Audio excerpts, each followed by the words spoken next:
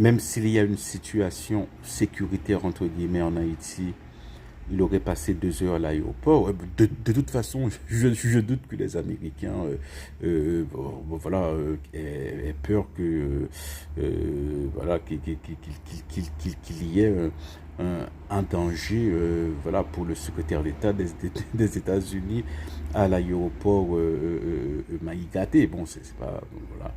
Euh, on connaît le genre de dispositif que les Américains peuvent faire. D'ailleurs, des avions venant des vols, hein, il y avait eu un vol charter du Brésil qui s'est bien passé. Il y a eu d'autres vols, hein, et je suis sûr, bon, les Salvadoriens sont venus. Bon, voilà, mais c'est pas la peur. C'est plutôt ça. Non, non, c'est pas ça. C'est que il y a autre chose qui est peut-être un peu plus sentimentale, mais qui est mais qui est plus révélatrice de ce que nous sommes maintenant. Peut-être qu'ils jugent que ça vaut pas la peine. Voilà, et ça, c'est terrible. Les gens perdent espoir dans ou au point que yo dit comme ça que ah, ou même besoin aller même.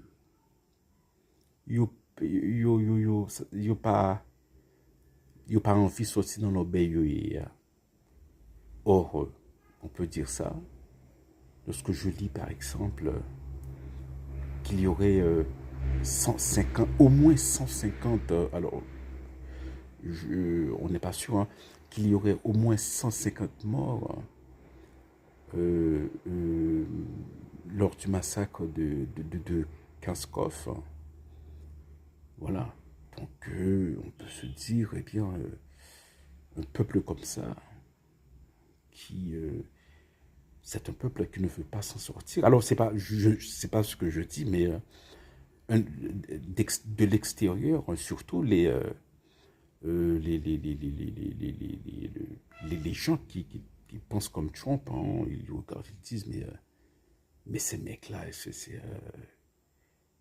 voilà, ils tuent, ils brûlent, ils cassent, c'est tout, hein, voilà. Donc, c'est ce que je crains le plus, hein, c'est que les Américains jugent, et bien que que ça ne vaille pas la peine.